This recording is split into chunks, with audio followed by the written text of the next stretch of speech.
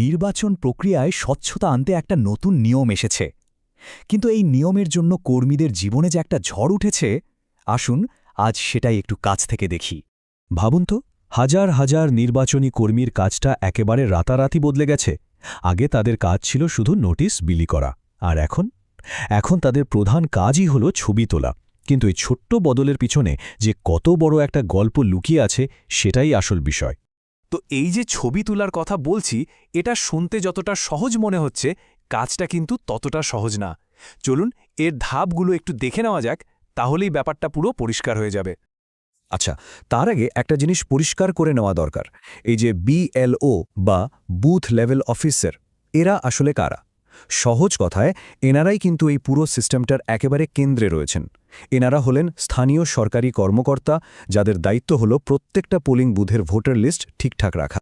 তো এই নতুন নিয়মে ছবি তোলার কাজটা আসলে 3টে ধাপে হয়। প্রথমত, বিএলওকে সোজা ভোটারের বাড়িতে গিয়ে তার একটা ছবি তুলতে হবে।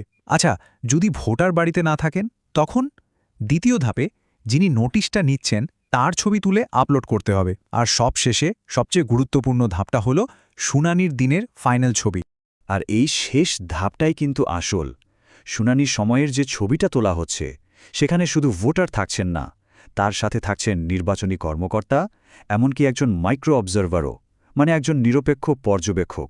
বুঝতেই পারছেন পুরো প্রক্রিয়াটায় স্বচ্ছতা আনার জন্য কতটা গড়াকড়ি করা হয়েছে। তো এই যে ডিজিটাল সিস্টেমটা আনা হলো স্বচ্ছতার জন্য, এর একটা অন্য পিঠও আছে। আর সেটা হলো বিএলওদের উপর চাপ আর কাজের জটিলতা, দুটোই কিন্তু হু হু করে বাড়ছে। মাঠ পর্যায়ে যারা কাজ করছেন, তাদের জন্য সবচেয়ে বড় সমস্যাটা কোথায় জানেন? একজন নির্বাচনী কর্মকর্তার এই কথাটা শুনলেই বোঝা যায়, কমিশন ঘন ঘন সিদ্ধান্ত বদল করছে। এই যে শুরুতেই নিয়ম বদলাচ্ছে, এতে কর্মীদের মধ্যে একটা ভয়ানক অনিশ্চয়তা তৈরি হচ্ছে, আর কাজটা অনেক কঠিন হয়ে যাচ্ছে। শুধু ছবি তোলায় নয়, বিএলওদের দায়িত্বের বোঝাটা একবার দেখুন। অ্যাপে যদি কোনো গণ্ডগোল হয়, তার দায় তাদের নিতে হচ্ছে। ভোটারদের নামের বানান ভুল হলে সেটাও তাদেরই ঠিক করতে হচ্ছে। নতুন ভোটারদের নাম তোলা, আবার দেরিতে নোটিশ এলে সেই ঝামেলা সামলানো, সব মিলিয়ে তাদের ওপর চাপটা কিন্তু অনেক। কিন্তু এত চাপ, এত জটিলতার মধ্যেও একটা অদ্ভুত, একটা বেশ পজিটিভ দিক কিন্তু সামনে আসছে, যা সত্যি বলতে কেউ আশাই করেনি। কাজের চাপটা ঠিক কতটা সেটা বোঝার জন্য শুধু একটা জেলার হিসেবই যথেষ্ট। সেখানে শুনানির জন্য ডাকা হয়েছে প্রায় 1,01,000 ভোটারকে। ভাবা যায়, এই বিশাল কাজটা সামলাতে গিয়ে কর্মীরা যখন একেবারে হিমশিম খাচ্ছেন, ঠিক তখনই একটা নতুন ব্যাপার সবার চোখে পড়ছে। এই সব জটিলতা আর চাপের উল্টোপিঠেই যে এমন একটা অবাক করা ইতিবাচক দিক লুকিয়েছিল, সেটা সত্যি কেউ ভাবেনি। আর এই বদলের ফলটা দেখুন, বেশ অবাক করার মতো। গত কয়েক বছরের সাথে তুলনা করলে এই বছর নতুন ভোটারদের মধ্যে নাম লেখানোর যে উৎসাহ, সেটা এক কথায় অসাধারণ। আগে যেখানে প্রায় কোনো আগ্রহই দেখা যেত না, সেখানে এখন সবাই নিজে থেকে এগিয়ে আসছে। ব্যাপারটা কিন্তু ছোট নয়। আগের বছরগুলোতে কি হতো? নির্বাচন কমিশনকে কোটি কোটি টাকা খরচ করে প্রচার চালাতে হতো, যাতে নতুন ভোটাররা নাম লেখাতে আসে। কিন্তু এবার ছবিটা পুরো উল্টো। নতুন ভোটার বা তাদের বাড়ির লোক নিজেরাই সরকারি অফিসে এসে খোঁজখবর নিচ্ছেন।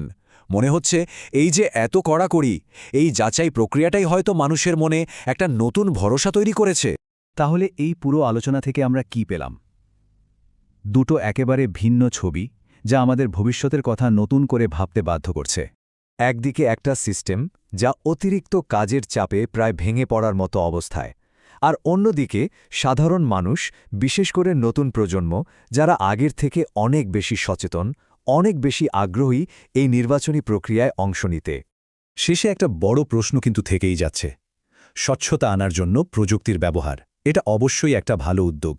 কিন্তু সেই স্বচ্ছতার দাম যদি কর্মীদের অমানসিক চাপ দিয়ে মেটাতে হয়, তাহলে সেই সিস্টেমকে কি পুরোপুরি সফল বলা যায়?